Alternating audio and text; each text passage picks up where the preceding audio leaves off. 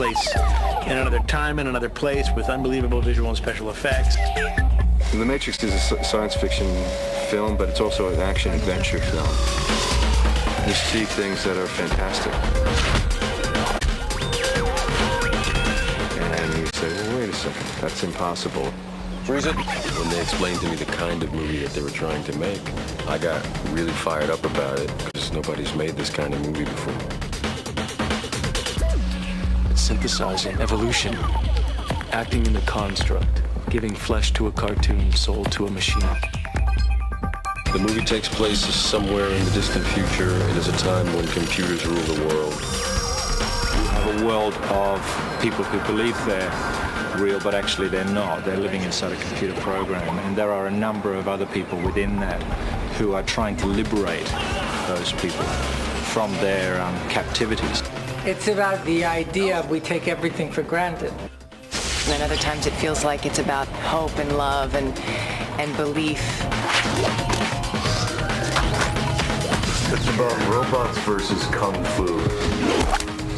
And there's some crazy action.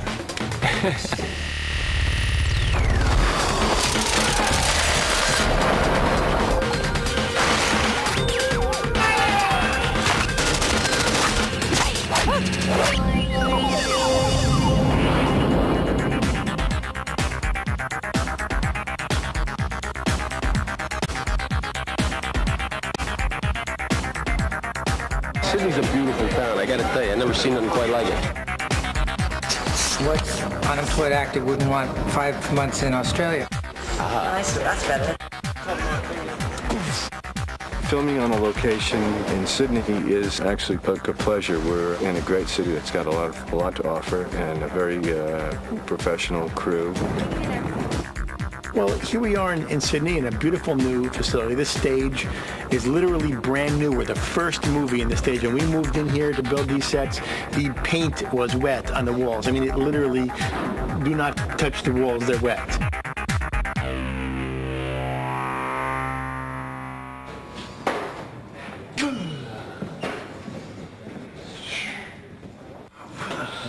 Powder all backlit.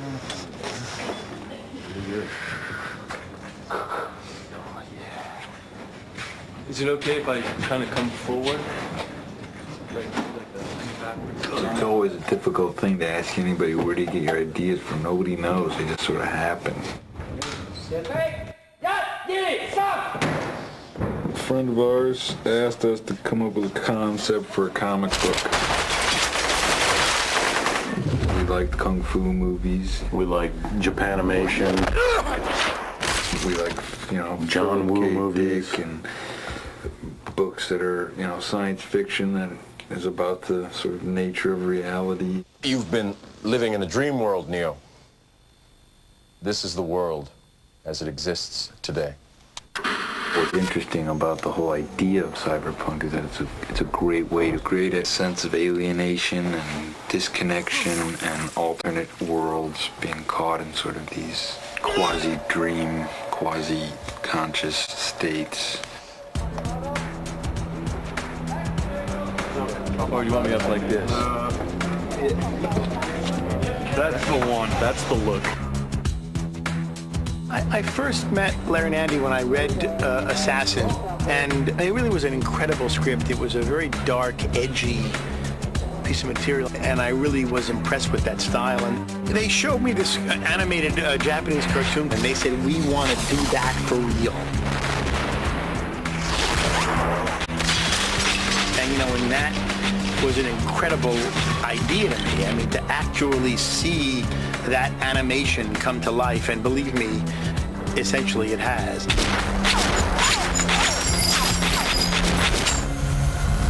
We've had our eye on you for some time now, Mr. Anderson.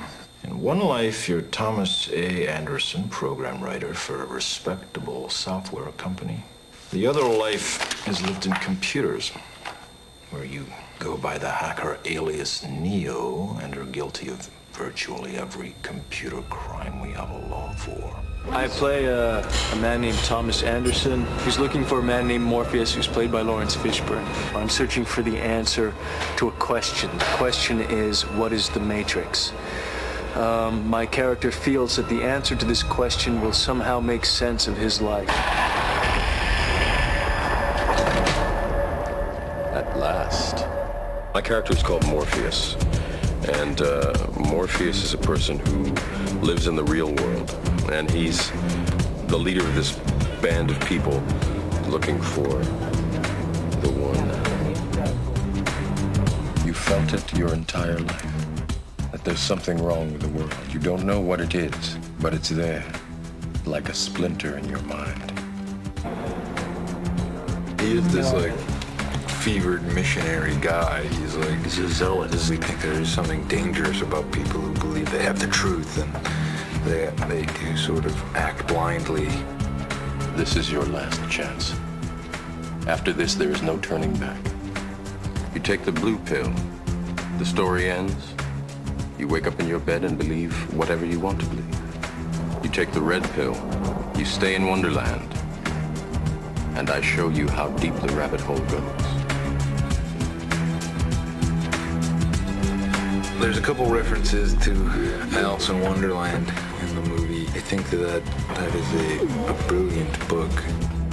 She comes into this world and there are all this craziness, and people just give her things and say, eat this, drink this, and everything affects her and changes her, and nothing makes sense, nothing's logical. It's the way you have to do it, and we tried to do that with the beginning of the film.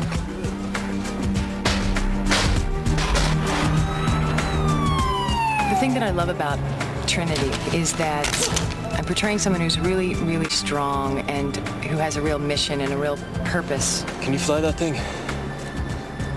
Not yet.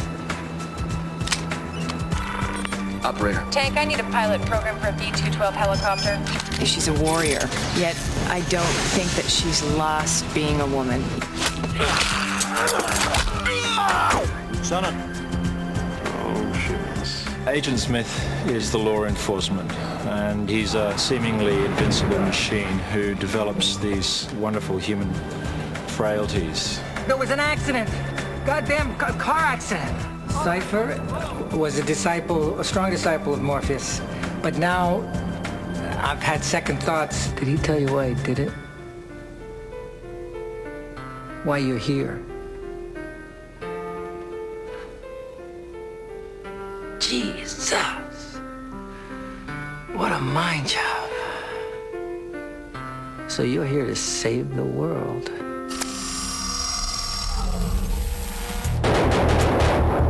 You go from the 150 to... Speaking about Larry and Andy together as a pair, as a team of writers, I liken them to the Brothers Grimm. I have to imagine that that's what the Brothers Grimm were like. Oh, God! Somebody's going to be here. They work very well together. They've got a wonderful sense of humor. So you do get a dialogue happening that is normally just within the one director's head. So it's normally one director talking to themselves, working out a problem, and then expressing their solution to that problem. Whereas with Larry and Andy, you'll see the dialogue going on. Just like real guys, and there's none of that kind of Hollywood thing is not evident at all. You know, they're from Chicago, you know. They wear shorts, they wear baseball hats, they watch basketball games, they love movies, they love, you know, they get so excited. There's nothing greater than doing a scene for them and for them to get excited. One day, one day I will no longer just be a computer nerd. I will be a superhero. They seek and search for clarity. They're very thoughtful, and yet they're very, they have a wonderful sense of humor.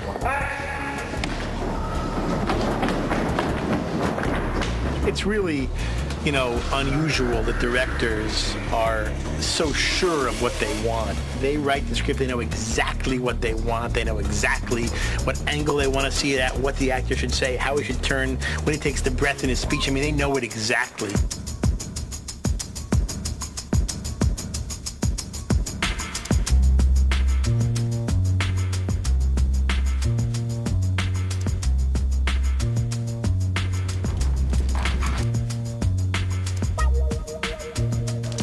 The brothers had storyboards of fight sequences that they wanted to see, certain punches and kicks and flips that they wanted to see. I see some of the framing of Frank Miller. There are some Japanese angles and perspectives in it. Dodge this. They worked with people that they knew from the comic book world and designed these fantastic things. We went into the first Warner Brothers story meeting and they said, okay, now we know we've bought something cool. We don't know what it is. Could you just take us through it once? They helped translate the movie for us. Nobody really understood the level of the action that we wanted in the action sequences, and then when we'd show the storyboards, people would go, oh, geez. The scale that you can pull off the comics is just always fantastic. You can freeze a moment and make an image that sort of sustains. There's some action I think you can do a lot better in comics. There's some things that work better in film. Kung Fu is great on film. Now, I'm supposed to start with these operation programs first. That's Major bottling shit. Let's do something a little more fun. How about combat training? Jiu-jitsu. I'm going to learn jiu-jitsu.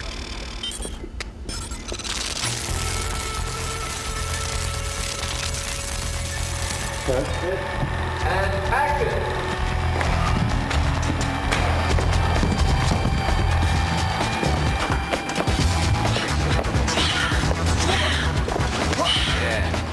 Too close. Or just throw your chest out.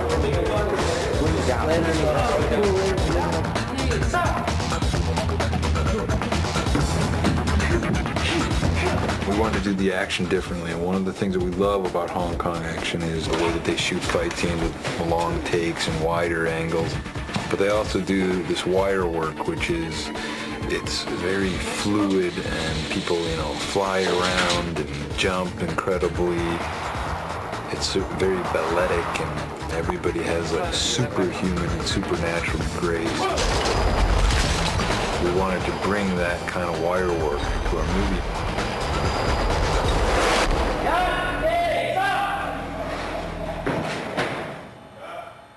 Don't you have to go up so high like you're reaching for more out. Just look better. Yeah. When I first became involved, Larry and Andy were a little frustrated because their dream was to work with this guy that had done Fist of Legend. And through contacts in Hong Kong, we tracked the guy down, turned out to be Wu Ping.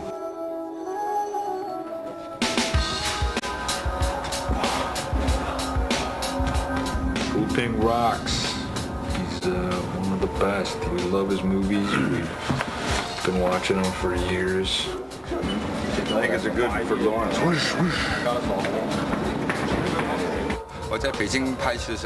He said, I really don't know how they got my number and about me. All that he knew is he was in Beijing making a movie and got a call from Hong Kong saying that the two brothers were really interested in talking to him. He said, I'm very busy, I don't have the time. And then the call came again. He read the script and he thought that script was a very brilliant script. So he decided that he should do it. One of the incredible experiences on this movie, and unlike any other movie I've done, is that our four leads spent 3 or 4 months training with Wu Ping and his Hong Kong stunt team.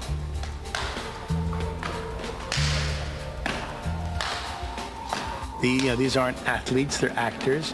When you want someone to paint your house, you hire a painter, not an actor who makes believe he's a painter. They really had to learn a fighting style that they never had learned before. It was a tremendous hardship, but it is evident on the film when you see it that that's Lawrence and that's Carrie-Anne and that is Keanu in those scenes doing that stuff, and it's astounding. We started training in October of '97. Trained all the way through till March of '98. That was on like an everyday basis. 1, 2, 3, come on! Ready? It was a very involving, exhausting process, which I initially thought we were going to be doing Kung Fu for maybe 4 or 5 weeks, something like that. And it ended up being months and months of training. The interesting thing is in the challenge. And the challenge is how we can make these people look as though they know they are born with the skills. We all sort of have our own person that is sort of our teacher. And my teacher's name is Ma Dai. He really held my hand in the beginning and was very hard on me at the same time. Chu is Keanu's main guy, and Chu doesn't speak any English. Then we have Dion, who oversees all of us, and he speaks better English than the rest of the guys. And he sort of our go-between Wo Ping and us.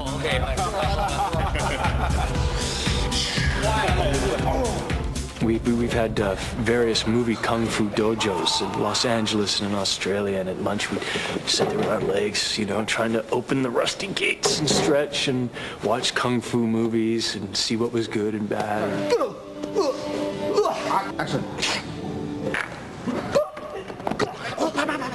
I really didn't know if I would be able to do what they were asking me to do. I was going every day and getting on the wires and being lifted up just to get the feeling of being lifted up on the wire, and then, you know, practicing sort of getting up the wall and then having the wall padded and then going along the padded wall and then them taking the pad off and me being terrified. Like, I couldn't do the wire that day, the day they took the pads off the wall, because I was so afraid. He's very inventive and organic the way he works, and you know, you must have your own style, but you also have to have, you know, and good kung fu. Initially, I think Wu Ping and the wire team, they took us on and thought we were useless, which we were, hopeless at Kung Fu. But they slowly realized after a couple of weeks that maybe we were going to be able to get to a level where we'd be halfway decent.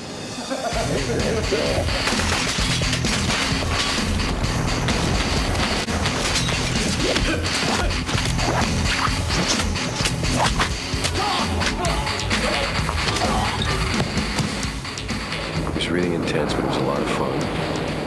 And again, it's the kind of thing that you very rarely get an opportunity to do something like this. I mean, I feel incredibly blessed to have worked with Wu Ping and his team. Okay, so what do you need? Guns. Lots of guns.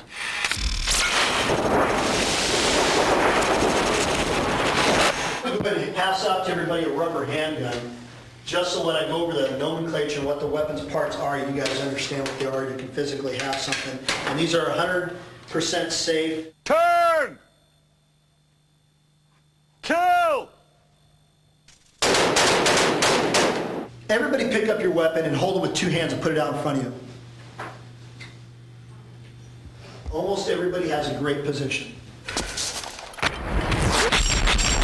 He tried to, not do guns the way they're always done. Just a couple rounds.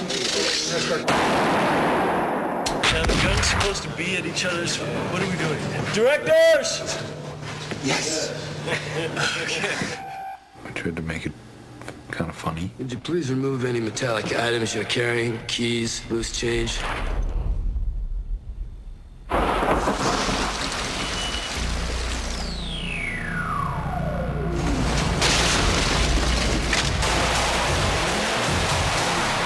The sets on the picture all originated from the visual design of the film that Larry and Andy achieved in storyboarding the film. They were executed by and built and designed by Owen Patterson, who's our production designer. This film is sort of full of many, many details. An art department is trying to create an environment which is really just an illusion. This is my ship, the Nebuchadnezzar. This is the main deck. And we're trying to use like contemporary technology in a sort of slightly retro fashion, and something that looks a little bit different to your archetype sort of spaceship. we've sort of fallen back a great deal onto, and utilised, as Larry and Andy wanted us to do, a lot of Jeff Darrow's drawings, which were the original conceptual thing. But we're trying to sort of promote that idea of a reality that isn't real. You'll look at it and go, oh, it's a real place, but there are the illusions sort of within it.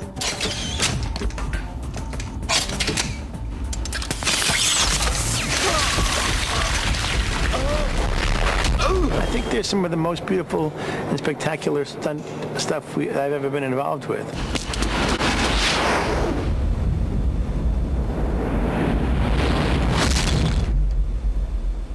Whoa. There's style and visual effects in these action sequences that has not ever been seen before.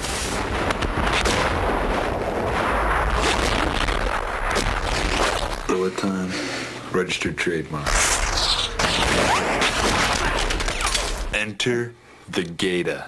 The Gata Force. Do one more. Let's get the wind cue right. Yeah. No one's around. He's around. He's around. So you might want to spin around and face the subject at hand. In this particular rig, there are 120 cameras and 2 motion picture cameras set up. Bullet time is something that was conceived for The Matrix specifically. But I think it's a byproduct of the directors observing technology, and then they ask the right question at the right time. That's the money cam at the end, that last one where the bullet is basically going to come over your head. I could shoot the same exact stunt several times over. I can also do things like I can go forwards in time, but then I could also choose to stop the camera abruptly, start moving backwards against itself while the action continues to move forward. I can create a 3-dimensional construction of the object. Everything begins with a simulation, and all the math for how to shoot it works backwards from there.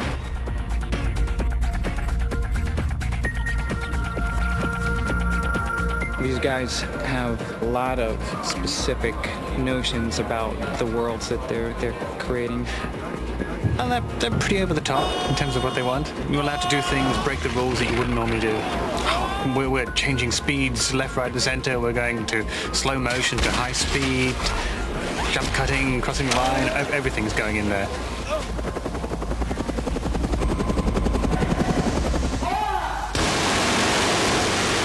To achieve what seems like a fairly simple thing to do, to fly a helicopter down the front of the building, shoot a window out and rescue someone by jumping out the window, it seems, as we'll see it in the film, a seamless object. In fact, it's been shot in 2 different buildings. It's been shot on a big set.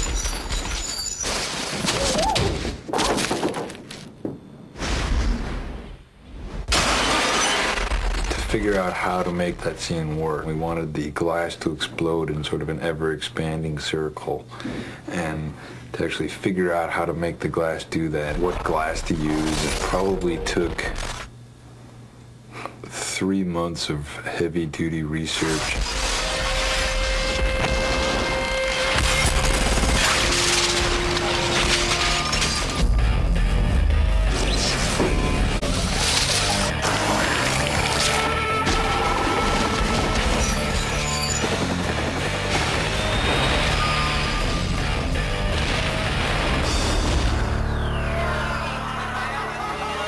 I think it's such a rare experience for a group of actors in film, maybe in theater, but in film to have been working together. We'll almost have been working together for a year by the end of this. So it's great kind of melding of heart and soul and spirit and action. And working in a film of this magnitude has been an enormous eye-opener for me. It's kind of chased away a few demons for me, and it's educated me a little bit more. And just working on a film with this sort of budget and on this sort of scale has been a great experience.